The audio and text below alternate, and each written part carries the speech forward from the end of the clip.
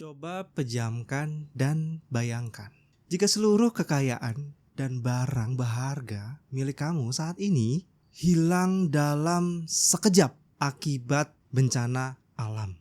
Coba bayangkan apa perasaan yang timbul. Marah, kesal, putus asa. Apakah kamu percaya bahwa kejadian tersebut adalah nyata adanya dan benar-benar terjadi kepada seseorang?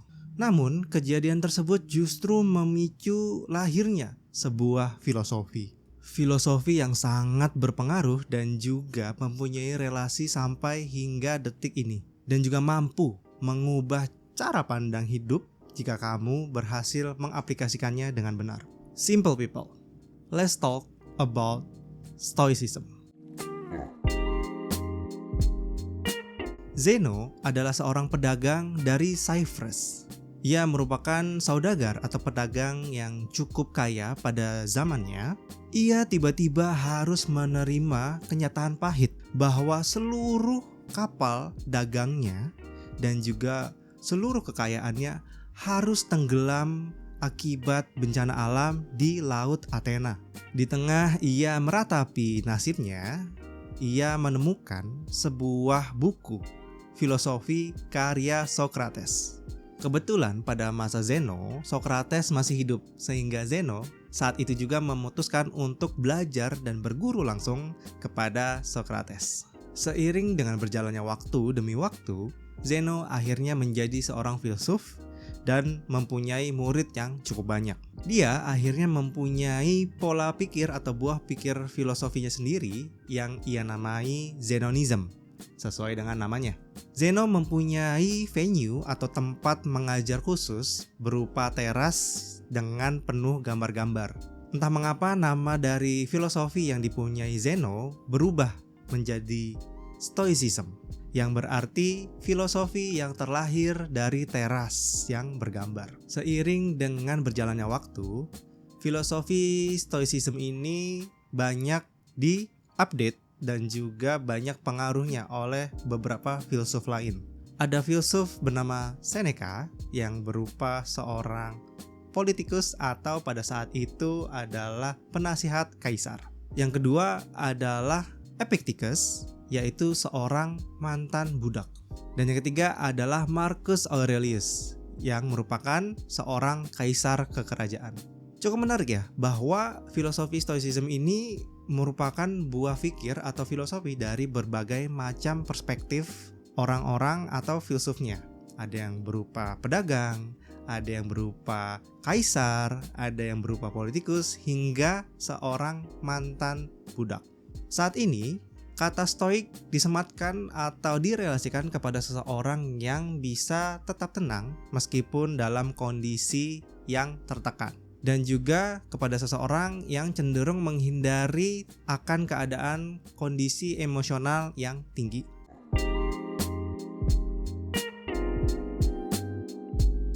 Sebelum kita masuk ke praktik dari Stoicism itu sendiri, ada 4 pilar utama di dalam filosofi Stoicism, yaitu pertama, kebijaksanaan yang praktis, yaitu punya arti dalam kemampuan kita untuk tetap berpikir secara logis dan tenang meskipun dalam kondisi yang kompleks atau penuh dengan tekanan.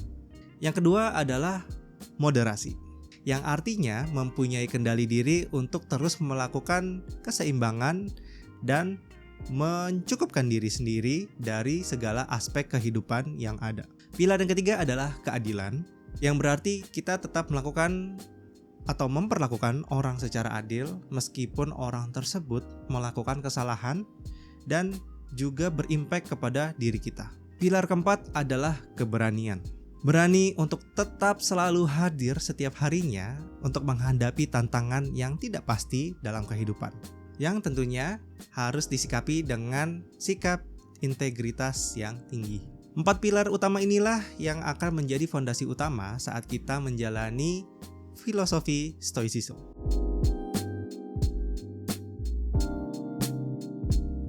Filosofi Stoicism meyakini atau mempercayai bahwa segala yang terjadi di dunia ini atau di alam semesta diakibatkan oleh hukum sebab dan akibat, atau yang biasa disebut dengan logos. Nah, ibarat ini adalah seutas tali yang kondisinya saat ini renggang, tiba-tiba ia menjadi tegang, pasti diakibatkan oleh perubahan atau perpindahan posisi dari ujung tali ini, sehingga menjadikan kondisi tali ini berubah, yang tadinya renggang menjadi tegang. Nah, dalam skop yang lebih besar, tali ini akan berhubungan dengan tali-tali yang lain dengan ujung-ujungnya, sehingga jika kamu bayangkan akan membentuk seperti sarang laba-laba yang besar karena banyak tali-tali yang bersambungan satu sama lain. Nah, pada kondisi yang seperti itu, perubahan pada satu tali itu akan menimbulkan efek domino atau berimpact kepada tali-tali yang lain, meskipun ujung tali tidak berikatan satu sama lain secara langsung. Jadi, jika kita relasikan kepada hidup kita, kita mungkin punya beberapa tali yang dapat kita pegang dan kita kontrol. Namun perlu diingat, lebih banyak tali yang tidak dapat kita pegang atau raih atau kita kontrol yang ada di luar kita. Jadi, ada hal yang under control dan juga over our control. Contoh hal yang under control atau yang dapat kita kendalikan adalah diri kita sendiri, pemikiran kita, perasaan kita, cara kita berpikir, mindset kita, dan juga nalar kita. Contoh, hal-hal yang over our control atau yang di luar kendali kita adalah yang di luar dari diri kita sendiri. Perasaan orang lain, pikiran orang lain, cuaca, kejadian yang ada di sekitar kita. Nah, yuk kita latihan sekali lagi. Bayangkan saat ini kamu sedang dalam perjalanan pulang dari kerja.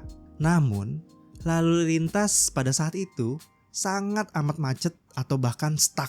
Kira-kira bayangkan apa yang kamu rasakan pada saat sekarang. Bete, kesel, mau marah? Cukup dimaklumi ya, karena pada saat itu mungkin kamu sedang dalam kondisi sangat lelah.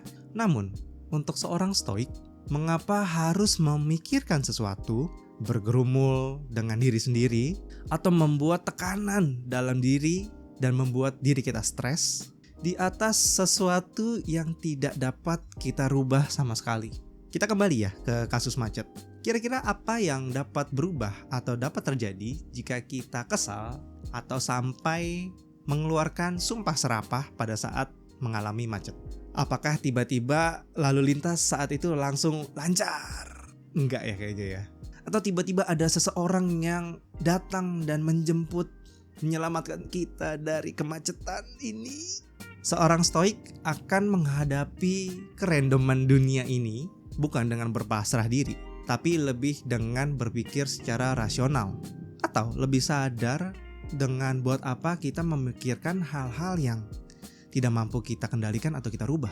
Seorang stoik akan tetap tenang dan lebih fokus untuk mengambil hikmahnya, sehingga jika terjadi lagi di kemudian hari, dia bisa mempersiapkan alternatif untuk menghadapi situasi tersebut. Pilihannya, dia akan memitigasi jika memang itu bisa dikontrol, atau menghindarinya jika hal tersebut tidak dapat dikontrol. Jika benar-benar tidak dapat dihindari, maka akan diterima. Contoh pada kasus macet, jika itu tidak dapat kita hindari, maka kita akan mencari sesuatu hal yang bisa kita lakukan dengan enjoy, seperti mendengarkan musik, menonton sesuatu di internet, atau bertelepon dengan teman. So, bandingkan dan rasakan pada saat kamu sampai ke rumah setelah bermacet-macet ria. Kira-kira kamu pilih mana? Mau memilih capek tapi membawa energi yang negatif dari kemacetan karena kamu kesal, emosi ke dalam rumah atau keluarga kamu? Atau memilih ya tetap capek tapi membawa energi yang positif saat pulang? Then you decide. Sebelum kita lanjut, video kali ini disponsori oleh Scarlett.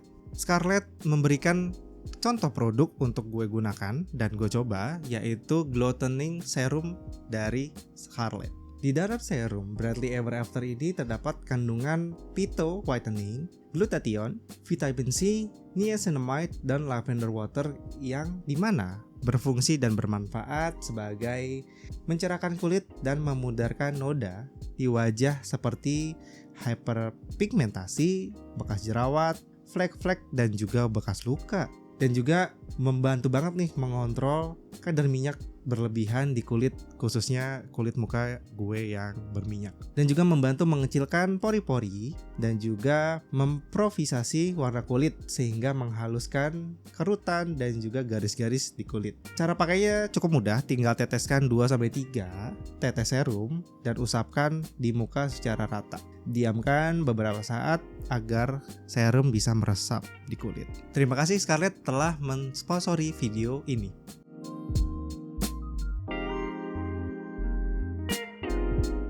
Lalu kamu bertanya, apa persamaan dari stoicism dan juga minimalism? Mungkin gue akan coba cerita sedikit ya, simple people, kenapa hidup minimalis sangat terkenal dari Jepang. Atau bahkan kita juga tahu bahwa banyak pelaku minimalis yang berasal dari Jepang. Contohnya Fumio Sasaki, Marie Kondo, dan sampai dulu gue beranggapan bahwa pola hidup minimalis ini memang berasal dari negara Jepang. Menurut kalian dari mana? Mungkin simple people juga tahu bahwa rumah-rumah di Jepang desainnya sangat minimalis, atau at least perabotannya sangat sedikit. Tahukah kamu bahwa negara Jepang adalah negara yang mempunyai resiko bencana alam gempa yang tinggi? Nah, faktanya, simple people, setengah korban dari bencana alam gempa adalah korban yang tertimpa oleh barang-barang yang jatuh dari ketinggian. Jadi, kalau rumah kamu bayangkan di atas itu banyak barang-barang gitu ya, atau banyak barang-barang yang tinggi, itu bisa meniban kamu pada saat bencana gempa terjadi. Makanya, sudah menjadi kesadaran masyarakat Jepang untuk secara bijak tidak menyimpan barang terlalu banyak atau mempunyai barang terlalu banyak di dalam rumah. Karena itu justru dapat meningkatkan risiko keselamatan yang ada terhadap orang-orang yang ada di dalam rumah. Nah, tadi kamu ingat ya, kalau di stoicism punya 4 pilar. Salah satunya adalah tentang moderasi, di mana memiliki kendali diri untuk menyeimbangkan atau mencukupkan segala aspek dalam kehidupan. Karena seorang stoik sadar bahwa ada hukum sebab akibat jika kita memiliki sesuatu secara berlebihan. Salah satu contoh adalah jika kita mempunyai sesuatu yang berlebihan, maka akan ada pertukaran dari hal-hal yang under our control menjadi over our control, atau dari hal-hal yang tadinya bisa kita kendalikan menjadi sesuatu yang tidak bisa kita kendalikan.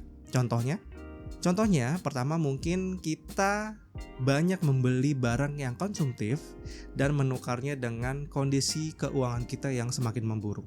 Kedua, kita secara nggak sadar menukar waktu kita untuk menikmati barang, merawat barang, dan menghilangkan waktu kita untuk bercengkrama dengan keluarga atau orang yang kita kasihi.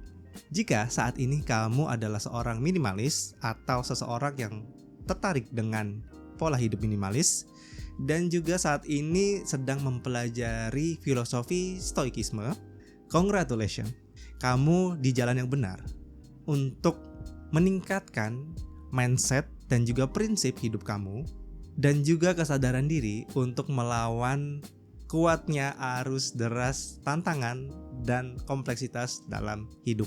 Episode kali ini adalah bagian pembuka atau introduction dari bagaimana mempelajari filosofi stoikisme bersamaan dengan menjalani gaya hidup minimalis.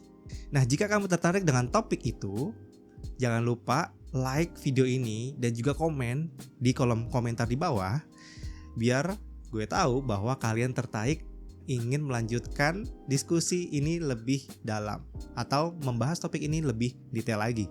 Jika kamu belum subscribe ke channel ini dan kamu seorang yang menyukai atau ingin mempelajari pola hidup minimalis, silakan subscribe ke video ini ya, ke channel ini maksudnya.